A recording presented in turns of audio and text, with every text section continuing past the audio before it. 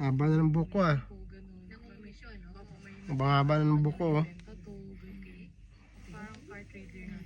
Angas oh. Pero ano lang siya, parang middleman, parang Ang gagaling gawin. Ganun kaya natin oh. and I assume na dahil dito, tungkol dito sa hindi pagkakaintindihan Ito yung book natin. paano hatian o magkano komisyon?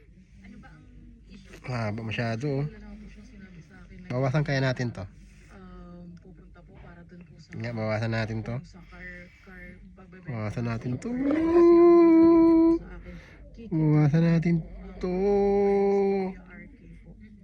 So, 1, 2, 3. ating 1, 2, 3. sa Lo.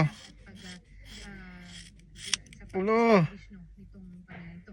Ang kailangan lang kasi natin Lo. ngayon ay ang matibay na mga Nangyari. ebidensya Itla. na kumbaga walang butas yung kaso natin.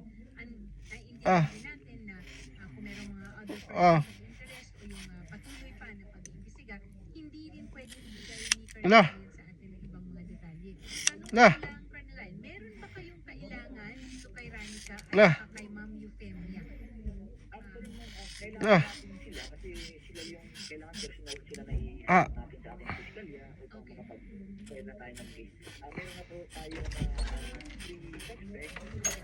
Wala, Wala. hindi naghintay. Excited. Saan na?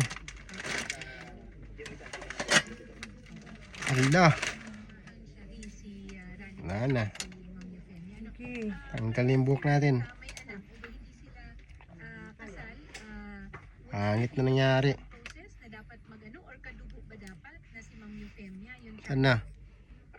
silang dalawa. Tara yun. At saka may establish naman meron silang anak. Gaano katagal na rin silang ilang taon Na. na rin silang nagsasama? 5 years. 5 years. Ah. Sana po sa lahat ng involved, kung sino man po kayo, kung ano man po yung nalalaman nyo, nakikiwas na po ako na magsalita No. po kayo. Ang gusto ko lang po, Ah. Pangit. po sa baby ko po. Gusto ko lang ng baby ko in the future, na nilaban ko yung justice ng daddy niya. Kasi ayoko magkaroon siya ng Ah. magkaroon ng justice yung daddy. Wala na. Yun lang po yung gusto ko sabihin. Pangit.